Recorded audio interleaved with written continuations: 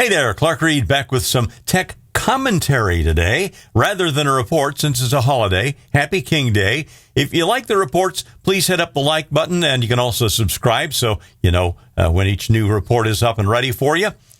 Subscriber commented that I do a lot about AI, and much of it is or seems repetitive.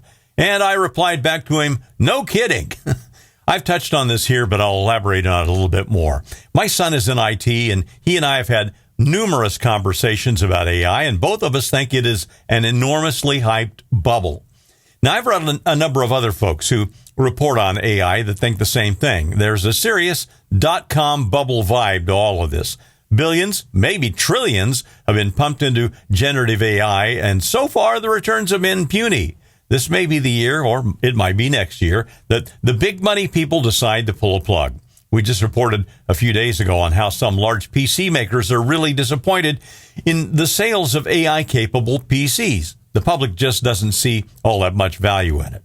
Can it be useful? Oh, certainly. Now, I've got a granddaughter that's halfway through engineering school and is using it. She built a resume with ChatGPT and then had to do mock interviews with her, which is a pretty cool thing. And she got a good summer internship that'll probably lead to a good job when she graduates. Her mom uses it in her work, too, a bit. She's basically in the tech field. But it's just a tool that does some things more quickly so far. There are a lot of good uses indeed. In fact, some lawyers are finding it useful for drafting pleadings quickly.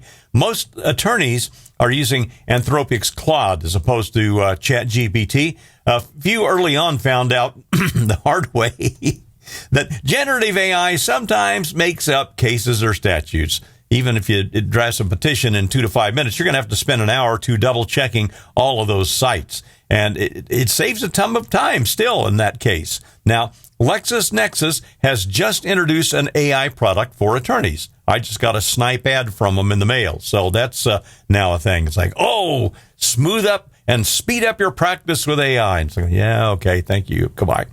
Too much money. Super intelligence. Well, one of the creators of large language models left OpenAI to start his own startup, and he's been joined by Jeff Bezos as co-CEO. We reported on this recently. He said upon leaving that generative AI is a dead end, and he's going to try to figure out another way to get the super intelligence. The head of Meta's AI also just left too, and he said again that AI is not going to become super intelligent and is really a dead end. So the net is, in my view, generative AI will be a good tool and can be a time saver for people. But as far as being embedded in robots that are going to displace millions of jobs, nope. It's going to have, it's just never going to get to that capability, no matter how much big tech tries to will it to do so. Maybe the next big thing will do those things. Time will tell. Meanwhile, citizens, workers, bosses, and politicians had better be figuring out a way to pay a good living to all the people in the country after the next big thing and robotics do displace much of the workforce. The folks in power love having more money and power, and they're fine with regular people having next to nothing, but a number of them understand that they don't want to be on the receiving end of the modern day mobs with the version of pitchforks and torches for them, which might involve firearms or maybe something else, in fact. Who knows?